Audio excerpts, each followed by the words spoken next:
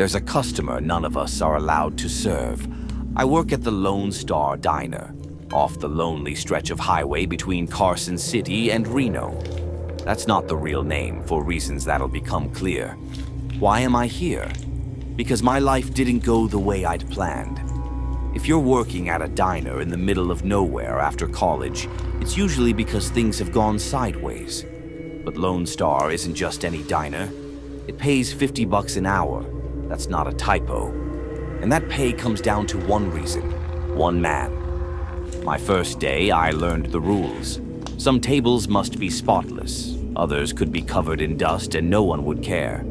Serve customers quickly, but not too quickly.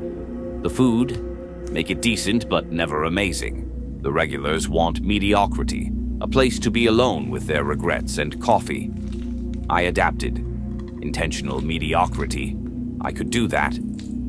After a few weeks, curiosity got the better of me. Why 50 an hour? I asked Melanie, my boss.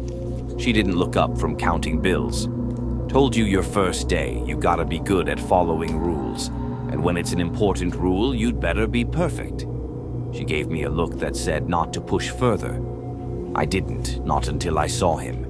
He sat in the far corner, brown corduroy shirt, short hair, mid-50s. Patient, like he'd always been there. I started walking over, not thinking much of it, when Melanie grabbed my arm, hard enough to make me drop my notepad. "That man in the corner," she said, voice low. "You don't go up to him. You don't say a word to him. You can look at him. You can shout across the room if you want, but you do not approach him, and you do not take his order." "But he's a customer." Her grip tightened. "I'd like to ask you to be smart enough not to ask questions and just follow instructions, or else..." She shook her head. "It's different every time, but it ain't pretty." I watched him from a distance. He didn't seem like the others who came to the diner to be alone with their thoughts. He seemed curious, content, like he was waiting for something. He came in once a month. I'd ask Melanie and the others about him. Who is he? Where's he from? Has anyone ever talked to him? Always the same. "I don't know," or "If you're scared, you can quit." Then, one month, Melanie got sick and had to leave mid-shift. Of course, that's when he showed up. My co-workers knew to steer clear, but I couldn't help myself. I shouted across the room, "Hello, sir. What brings you here?" He cupped his ear. "I'm sorry, I can't hear you. Could you come over here and ask again?" I didn't. He smiled, said it felt like no one had taken his order in a long time, and that was that. He left quietly, as always. After that, I was invited to a meeting in the back. Melanie and I sat across from a sharp-suited man with an earpiece. He looked me up and down, then turned to Melanie. "How long she been here?" 6 months. "You trust her?" "I trust her." He turned to me. "So you saw the wandering man last week. Give me the lowdown." "The wandering man?" I echoed. He sighed. "Jesus, you've told her nothing, have you?" Melanie shrugged.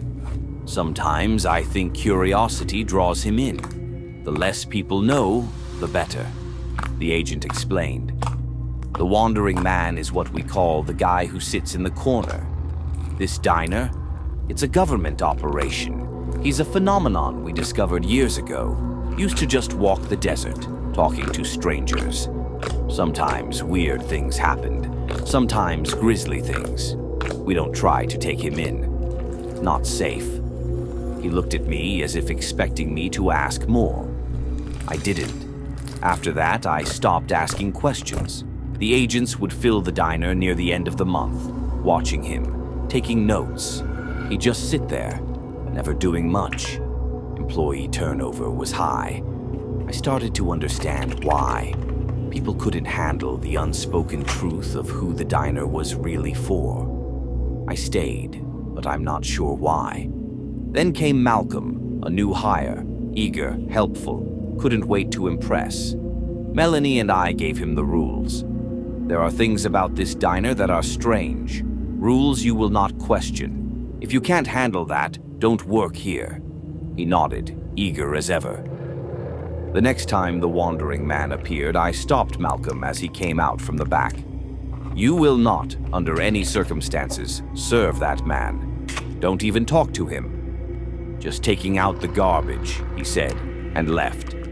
Inside, the man was unusually talkative, inviting the agents to sit with him, promising answers. They laughed him off.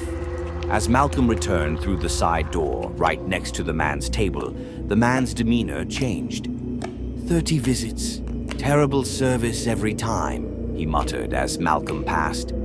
Malcolm, ever the helper, pulled out his notepad. "Hey, I got you, Chief. What can I—" He froze. The man's smile grew wide.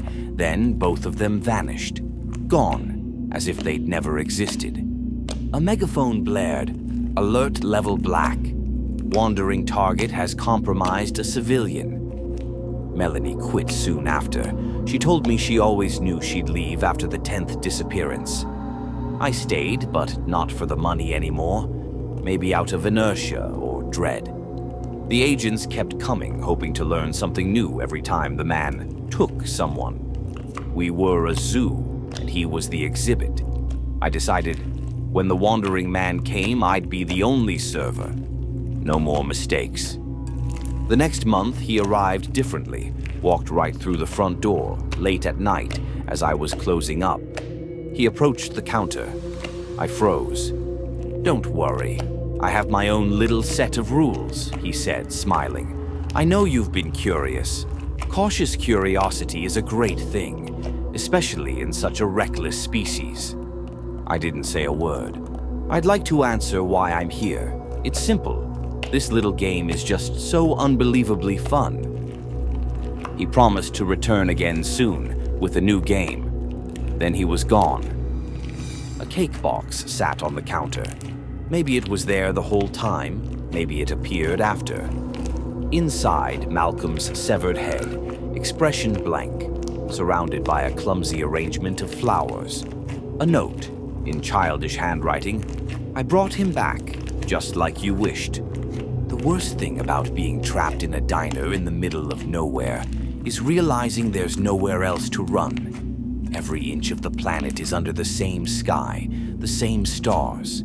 Someone, or something, could drop in at any time.